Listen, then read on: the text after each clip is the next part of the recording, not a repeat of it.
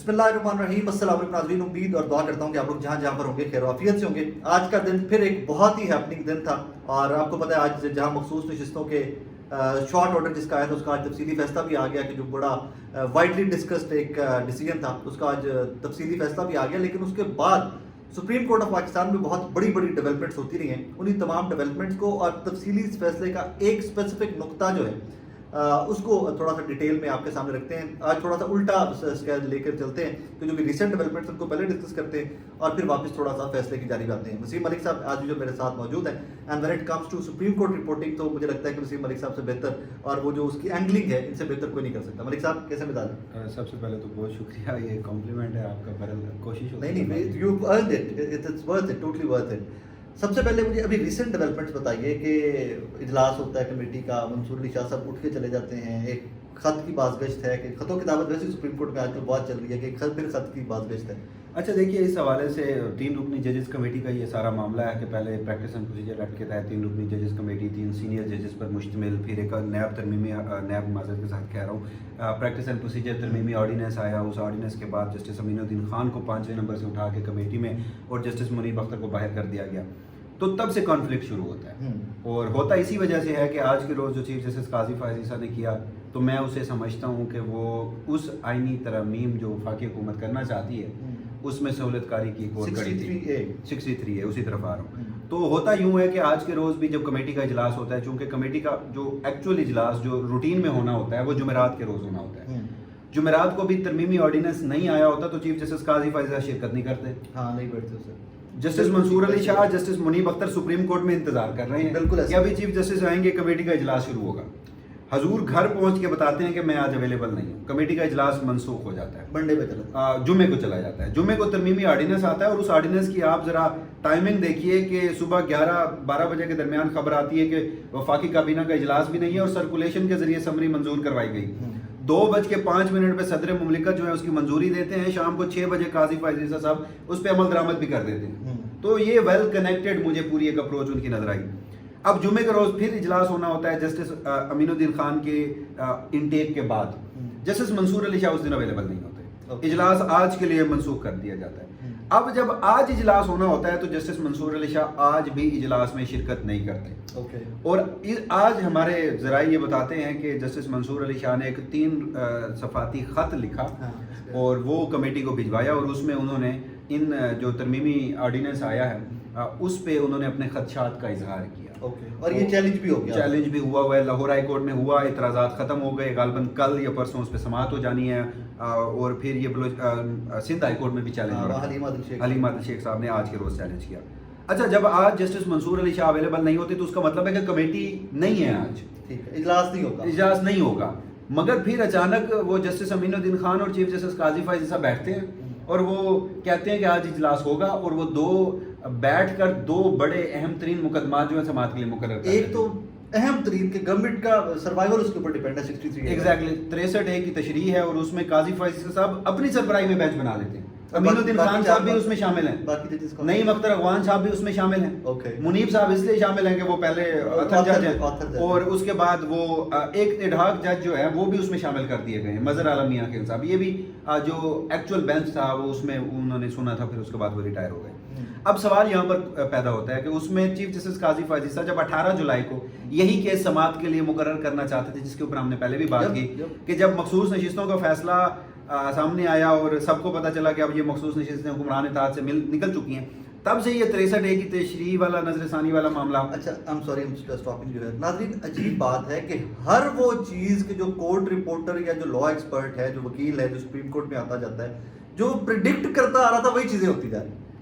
یہ زبان تو دے عام تھا 63 آئے گا، اور اس کے بعد جناب دیکھیے جب 18 جولائی کو مطلب کہیں سے اس کی کوئی باز گشت نہیں تھی، خبروں میں یہ نہیں تھا، سپریم کورٹ آف پاکستان میں انڈر ڈسکشن یہ نہیں تھا، بڑے عرصے سے اس کی جو نظر ثانی کی درخواست تھی وہ پینڈنگ تھی، تو وائی 18 جولائی کہ جب 12 جولائی کا فیصلہ آ جاتا ہے تو اس کے بعد پھر ہمارے کان کھڑے ہوئے، ہم نے ادھر ادھر سے پتہ کرنے کی کوشش کی تو پتہ چلا کہ یہ منصوبہ ہے، اور یہ منصوبہ اس لیے ہے کہ نمبر گیم پورا کرنا ہے، اور 63A میں جسٹس منیب نے لکھ دیا تھا کہ ووٹ شمار نہیں ہوگا۔ اب جب ووٹ شمار نہیں ہوگا، ڈیفیکشن کلاز لگے گی تو پھر ممکن نہیں تھی آئینی ترمیم۔ اس کے بعد قاضی فائز نے ایک اٹیمپٹ کی اور اس میں جسٹس منصور علی شاہ کو انہوں نے ایک پرپوز جو بینچ اس وقت بنایا اس کی منٹس آف میٹنگ جاری ہوئے باقاعدہ, اس میں جسٹس منصور علی شاہ کو سربراہی دی گئی تھی. اور پھر آج کے روز کمیٹی کا اجلاس ہوتا ہے اور اس میں جسٹس منصور علی شاہ سربراہ نہیں ہے, خود سربراہ ہے موصوف. اور پھر اس میں ایک اور آڈیو لیکس والا کیس ہے, وہ اس میں منصور علی شاہ صاحب کو اچھا یہ آڈیو لیکس کے پاس کا ایسا خود کیوں نہیں جاتے مطلب دیکھیے میں بڑے کھل کے بات کروں گا, پر جلتے ہیں ڈر لگتا ہے لیکن مطلب چلو ٹھیک ہے پر جلتے ہیں. اوکے ہر وہ مقدمہ جیسے ارشد شریف شہید قتل کیس آئے نا ذرا سنے نا معاملہ, فوجی عدالتوں کا کیس سنے ذرا, ادھر ادھر پھینک دینا باقی ججز. ویسے آج کل تو وہ سن سکتے ہیں, اس سے قبل تو ان کے اوپر برم تھا کہ وہ اینٹی اسٹیبلشمنٹ ہائی پیڈسٹل پہ بیٹھنے والے جج, مطلب ایک چیز یہ تھی پرسیپشن تھی. لیکن اب جس قدر وہ کھل کے سامنے آئے ہیں تو میرے خیال میں سارے مقدمے آپ سننے چاہیے انہیں سربراہی اپنے پاس. اور اب تو ہمیں بھی پتا ہے کہ اگر وہ بیٹھیں گے تو کیا ہوگا. تو پھر اس سارے معاملے میں ایک چیز آپ کے سامنے رکھنا چاہتا ہوں, پریکٹس اینڈ پروسیجر کمیٹی کے کوئی رولز نہیں بنے, اگر ہیں تو ایٹ لیسٹ ہمارے پاس نہیں ہے, اسے پبلک نہیں کیا گیا. لیکن اگر رولز میں یہ تھا کہ ایک جج اویلیبل نہیں ہے تو پھر یہ کمیٹی کا اجلاس ہو سکتا ہے, تو پھر جب ترمیمی آرڈیننس آیا تھا تو اس میں مدعا کیا بنایا گیا تھا کہ جی وہ جسٹس منیب اختر اکثر اویلیبل نہیں ہوتے. حالانکہ جب سے جسٹس منیب اختر کمیٹی کا حصہ بنے ہیں تو مجھے نہیں یاد کہ کوئی جمعرات کے روز اجلاس ہوا اور وہ جسٹس منیب اختر کی غیر موجودگی کی وجہ سے منسوخ ہوا. میں یہی پوچھنا چاہ رہا تھا آپ سے کہ کوئی ماضی کا اجلاس ایسا کہ جو 2 ججز نے ڈیسائیڈ کر دیا ہو کہ نیکسٹ ویک, اسی پہ آ رہا ہوں. تو کبھی ایسا نہیں ہوا. اگر تو یہ رولز تھے کہ ایسا ہو سکتا ہے تو پھر جمعرات کا اجلاس کیوں ملتوی ہوا؟ اگر چیف نہیں تھا تو 2 جج بیٹھ کے کر لیتے. اگر چلیں ترمیمی آرڈیننس کے بعد منصور صاحب جمعے کے روز تب کر لیتے. آج انہیں یہ پتہ چلا کہ پہلے یہ تھا کہ شاید جسٹس منصور اس کی لیگیلٹی کو مان لیں گے ترمیمی آرڈیننس کی, وہ آ کے بیٹھ جائیں گے. اٹیمپٹ کی گئی, کوشش بھی کی گئی. آج جب انہوں نے خط لکھ دیا نا باقاعدہ, اب اس خط میں انہوں نے تفوضات کا اظہار کیا, تو پھر انہیں پتہ چلا کہ اگر یہ منسوخ ہوتا رہتا ہے اور جیسے منصور تو نہیں بیٹھ رہے تو پھر وہ ترمیمی آرڈیننس کی ساری وہ جو بنیاد تھی وہی ختم ہو جانی تھی. تو انہوں نے وہ کمیٹی کا اجلاس بلایا اور اس میں بیٹھ کے فیصلہ کر دیا. یہاں پہ ایک اور ویلڈ سوال آتا ہے یہ کہ لاہور ہائی کورٹ میں چیلنج ہوا ہے, سندھ ہائی کورٹ میں چیلنج ہوا ہے, آرڈیننس اڑ جاتا ہے اگر, اور ایک علی سماعت میں اڑنے کے چانسز ہیں, اگر یہ اڑتا ہے تو ایک علی سماعت میں بھی اڑ سکتا ہے. اچھا اڑنا دور کی بات ہے, اسٹے آ سکتا ہے. ہاں سسپینشن, اور اس کی سسپینشن میں کوئی کسی جج کو جو یہ مقدمہ سن رہا ہے اور وہ کمپرومائز نہیں ہے, وہ مینج نہیں ہے, تو چیف جسٹس قاضی فائز عیسیٰ کا اپنا ہی فیصلہ بہت ہے اس جج کے لیے, ایک عدالتی نظیر کے لیے, کہ وہ یہ اس مقدمے کو فوراً اسٹے دے دے اور اس کو الٹرا وائرس کلیئر کر دے. کیونکہ چیف جسٹس قاضی فائز عیسیٰ صاحب خود مختلف مقدمات میں, اگر آپ چاہیں گے تو میں وہ آرڈر نکال دوں گا, آبزرویشنز میں بھی اور ریٹن ججمنٹ میں بھی یہ کہہ چکے ہیں کہ جب آرڈیننس جاری ہوتا ہے تو وہ ہنگامی حالات کے تناظر میں اور انہوں نے یہ بھی کہا کہ آرڈیننس جاری کر کے نظام ریاست چلانا پارلیمان کی توہین ہے. وہ ہیڈ لائن تھی, ایگزیکٹلی. تو اس سارے عرصے کے بعد ایک ترمیمی آرڈیننس آئے اور چیف جسٹس قاضی فائز عیسیٰ اس کا انتظار کر رہے ہیں امین الدین خان کو 5ویں نمبر سے. وائی امین الدین خان؟ اب آپ کہہ رہے ہیں نا پریڈکٹ کر لیتے ہیں, سنیں اب آپ کہہ رہے ہیں نا کہ ہم پریڈکٹ کر لیتے ہیں. ابھی یہ ترمیمی آرڈیننس کی بعض گشت تھی تو کسی نے ہم سے پوچھا, میں نہیں اکیلا, جو بھی کورٹ کو بڑا کینلی آبزرو کرتا ہے, باقی سارے دوست ہمارے, انہوں نے کہا کہ میں نے کہا کہ کون سا نام, ویسے ہم نے ڈسکس کیا, سب کی زبان پہ اچانک ہی ابرپٹلی امین الدین خان. نام بڑا خوبصورت ہے, مجھے لگتا ہے. اور پھر میں ملتان سے ہوں تو امین الدین خان صاحب سرائکی بھی ہیں اور ملتان کے شان ہیں, آپ تو وہ لاہور ہائی کورٹ سے تعلق رکھتے ہیں, تو یہ سارے معاملات ہیں. اچھا یہ اب معاملہ پھنس گیا 63A پہ, اور اگر آرڈیننس اڑ جاتا ہے تو یہ کمیٹی نے جس نے کیس ڈیسائیڈ کیے. اچھا میری یہ اپنی اسیسمنٹ ہے کہ جب جسٹس منصور اس میں نہیں بیٹھے اور انہوں نے خط لکھا اور تحفظات کا اظہار کیا تو اس کا مطلب ہے کہ وہ اس کمیٹی کی لیگیلٹی کو نہیں مانتے, وہ اس آرڈیننس کی لیگیلٹی کو نہیں مانتے. اور جب انہوں نے نہیں مانا تو آپ نے ایک بینچ ایسا بنایا جس میں منصور علی شاہ صاحب کو ہیڈ بنا دیا. وہ بینچ بھی ٹوٹے گا, پہلے دن سماعت ہوگی, وہ آ کے بیٹھیں گے, وہ آ کے بتائیں گے اور وہ بینچ سے اٹھ جائیں گے, بینچ ٹوٹ جائے گا. دوسرے بینچ میں ہے جسٹس منیب اختر, آتھر جج ہیں, اور وہ جسٹس منیب اختر. تو جسٹس منصور علی شاہ اگر دیکھا جائے تو براہ راست متاثرہ فریق نہیں ہے اس ترمیمی آرڈیننس کے. جسٹس منیب اختر تو متاثرہ فریق ایسے ہی ہے. تو کیا وہ اس کمیٹی کے طے کردہ مقرر کردہ کیسز سنیں گے اور بینچ میں بیٹھیں گے؟ مجھے نہیں لگ رہا.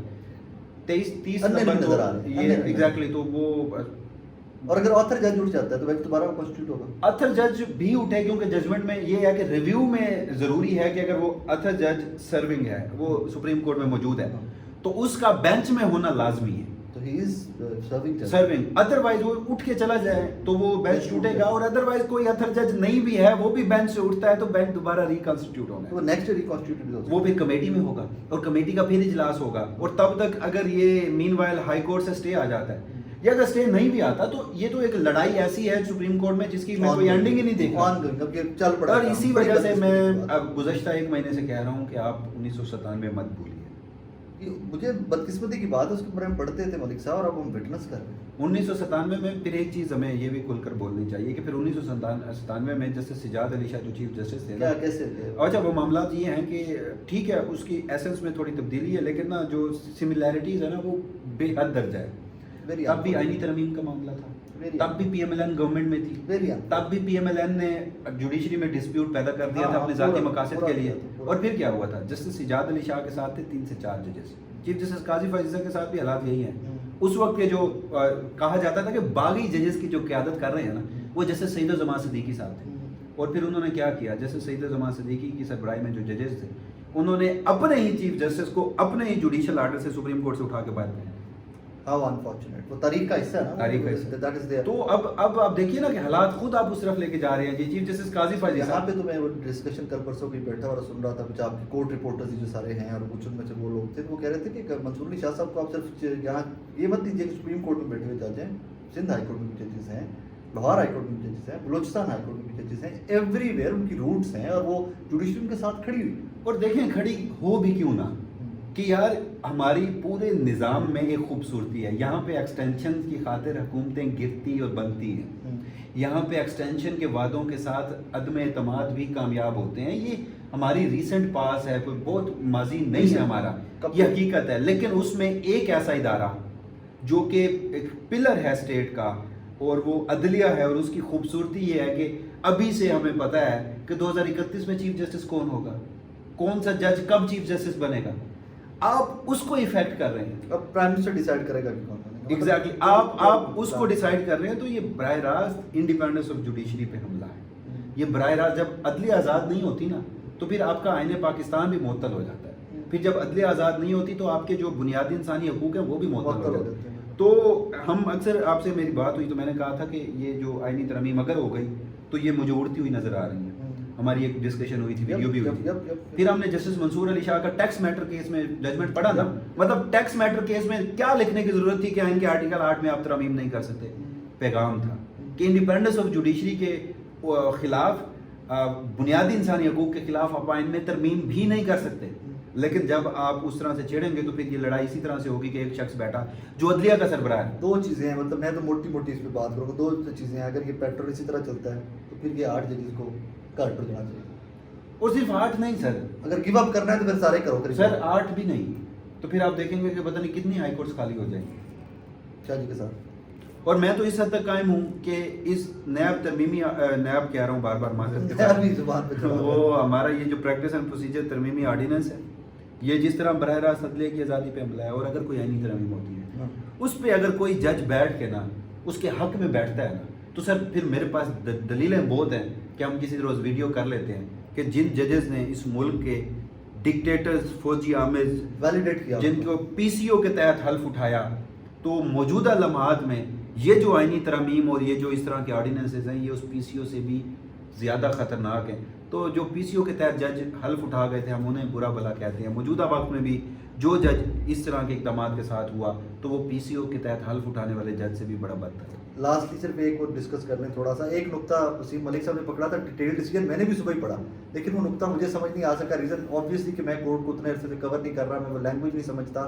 ایک وہ نقطہ ریزرو سیٹ کا جو ججمنٹ ڈیٹیلڈ آیا, ایک نقطہ جو آپ مجھے بھی سمجھانے کی کوشش کر رہے تھے وہ ہمارے ناظرین کو بھی سمجھا دیں. اچھا ہوا کچھ یوں کہ آج کے اس ڈیٹیل ججمنٹ میں ہم نے دیکھا کہ جسٹس منصور علی شاہ نے جہاں بہت ساری چیزیں لکھی وہاں انہوں نے الیکشن رول ہے, الیکشن کمیشن کا رول 94 جسے ہم کہتے ہیں, اسے انہوں نے کالعدم قرار دیا. اس ججمنٹ میں انہوں نے کہا کہ یہ الیکشن ایکٹ اور آئین پاکستان سے متصادم ہے. اوکے. اور جب وہ, اب یہ تو ایک عام سی بات ہے کہ ایک رول الٹرا وائرز ہو گیا, لیکن اس میں ایک خبر چھپی ہے جہاں تک میری لیگل انڈرسٹینڈنگ ہے. جب میں نے دیکھا کہ رول 94 ہے کیا تو مجھے پتا چلا کہ رول 94 مخصوص نشستیں دینے کے الیکشن کمیشن کے اختیارات سے متعلق ہے. بالکل. پھر جب میں نے مزید پروب کیا تو مجھے الیکشن کمیشن آف پاکستان کا ایک ججمنٹ ہاتھ آیا جس میں یہ ابھی لیٹیگیشن سپریم کورٹ میں نہیں آئی تھی مخصوص نشستوں کی. ای سی پی نے جب فیصلہ کیا تھا 4-1 کے تناسب سے انہوں نے سنی اتحاد کونسل کو یہ نشستیں دینے کی بجائے انہوں نے یہ مخصوص نشستیں دی تھی حکمران اتحاد کو. جب میں نے وہ ججمنٹ پڑھا تو اس میں لکھا ہوا ہے کہ الیکشن جو ایکٹ کی سیکشن ہے اس کے تحت اور آئین کے آرٹیکل 51(6)D اینڈ E کے تحت اور الیکشن کمیشن کے رول 94 کے تحت ہم یہ مخصوص نشستیں سنی اتحاد کونسل کو نہیں دے رہے, ہم یہ مخصوص نشستیں حکمران جماعت کو اضافی صورت میں دے رہے ہیں. پھر مجھے کورٹ پروسیڈنگز میں سے میں نے جا کے کچھ چیزیں نکالی. جب بار بار ججز الیکشن کمیشن کے وکیل سے پوچھتے تھے کہ آپ نے کس اختیار کے تحت یہ مخصوص نشستیں اضافی صورت میں حکمران اتحاد کو دی, تو انہوں نے آئین پاکستان سے کہیں ثابت نہیں کر سکے, وہ الیکشن ایکٹ سے وہ کہیں ثابت نہیں کر سکے, لے دے کہ ان کے پاس رول 94 تھا. اب جب رول 94 کا لدم ہوا ہے تو اس سے کیا چیزیں واضح ہوئی ہیں. آپ کو گزشتہ دنوں اسپیکر کا خط یاد ہوگا جو انہوں نے لکھا اور انہوں نے کہا کہ مخصوص نشستیں اضافی صورت میں ہمیں واپس دی جائیں, اور یہ ہمیں وفاقی حکومت کا پلان بی بھی لگ رہا تھا. ایک طرف یہ مخصوص نشستیں ملیں اور دوسری طرف 63A کی تشریح ہو. 63A کی تشریح سے آپ کو سینٹ میں جو میری انڈرسٹینڈنگ ہے نمبر کم ہے سینٹ میں, وہ آپ کے پاس پورا ہو اور آپ کو مخصوص نشستیں اضافی صورت میں الیکشن کمیشن دے دے, نیشنل اسمبلی میں نمبر پورا ہو. مین وائل الیکشن کمیشن کا آج 6 روز اجلاس تھا, کوئی فیصلہ نہیں کر پا رہے, وہ بھی سوچ رہے ہیں ایگزیکٹلی, تو 6 روز اجلاس تھا. آج صبح کی خبر آپ نے دیکھی جب جج آئی ہے 4-5 گھنٹے بعد تک انہوں نے کہا کہ ہمیں ملا ہی نہیں ابھی ریٹن فیصلہ. تو ایگزیکٹلی تو وہی بات ہے, آپ کو مجھے مل گیا تھا, انہیں نہیں ملا تھا. تو بہرحال اب ہوا کچھ یوں کہ جب اسپیکر نے نشستیں مانگی اور مین وائل پھر انہوں نے ایک الیکشن ایکٹ میں ترامیم کی تھی جن میں 2 ترامیم تھی, سیکشن 66 میں اور 104 میں الیکشن ایکٹ میں, جس میں انہوں نے کہا تھا کہ جب ایک بار آپ نے مخصوص نشستوں کی فہرست دے دی تو اس کے بعد وہ جو 3 دن کا وقت تھا, 3 دن کے وقت کے بعد نہ اس میں کچھ ایڈ کیا جا سکتا ہے نہ اس میں سے کچھ ایکسپینج کیا جا سکتا ہے, نکالا جا سکتا ہے. یہ انہوں نے ترامیم کی تھی سپریم کورٹ کے فیصلے کو انڈو کرنے کے لیے. رول 94 میں بھی ایگزیکٹلی یہی کچھ لکھا ہوا ہے کہ آپ نے جب مخصوص نشستوں کی فہرست دے دی تو اس کے بعد آپ کیا کریں گے, آپ اس میں کچھ ایڈ بھی نہیں کر سکتے, کچھ شامل نکال بھی نہیں سکتے, اور ای سی پی پابند ہوگا اسی لسٹ کے تحت مخصوص نشستیں دینے کا. اور حکمران اتحاد بھی کہتا ہے چونکہ انہوں نے پی ٹی آئی نے مخصوص نشستوں کی فہرست نہیں دی تھی لہٰذا یہ ایلیجیبل نہیں ہے مخصوص نشستیں. یہ نقطہ یہ تھا نقطہ. جب رول 94 ہی آج کے روز الٹرا وائرس قرار دے دیا گیا تو پھر الیکشن کمیشن مجھے بتائیے کہ اب کس قانونی ضابط, کس قانون کے تحت, کس آئین کے تحت, کس ضابطے کے تحت یہ مخصوص نشستیں حکمران جماعت کو اضافی صورت میں دے گا. بیسیکلی وہ بھی بلاک لگا دیا. وہ جب جو بلاک لگا تو ٹیکنیکلی جو میری انڈرسٹینڈنگ ہے اسپیکر کا خط بھی مسترد کر دیا گیا, اور ٹیکنیکلی وہ جو آئینی ترامیم ایکٹ میں ترامیم کی گئی تھی, آئینی ترامیم نہیں ایکٹ میں ترامیم, بلال اظہر کیانی پرائیویٹ ممبر بل حکومت نے اڈاپٹ کیا, وہ بھی ٹیکنیکلی اس کی بھی جو ایسنس ہے وہ مجھے ختم ہوتی نظر آ رہی ہے. وہ کل پرسوں بلال صاحب کا میں نے ایک کلپ سنا ہے, احمد پنسوٹا صاحب کے ساتھ کسی شو میں بیٹھے ہوئے تھے, تو وہ ان 6 وکلا نے خط لکھا تھا, پٹیشن لکھ گئے تھے سپریم کورٹ میں, اس پہ وہ کہہ رہے تھے بلال کیانی صاحب ہاؤ ڈیئر دے, جرت کیسے پڑی کہ جی پارلیمان جو ہے وہ قانون سازی کر رہی ہے اور وہ سپریم کورٹ جا رہے ہیں, how dare they. So let's see what comes next and how somebody dares. Interesting times ahead but very unfortunate at the same time. لڑائی کسی بھی ادارے کے اندر ہو, ادارے سے ہو یا ادارے کے اندر لڑائی ہو, وہ ہمیشہ نقصان بول کر قوم کا ہوتا ہے. اپنا خیال رکھیے گا, دعا میں رکھیے گا. اللہ حافظ.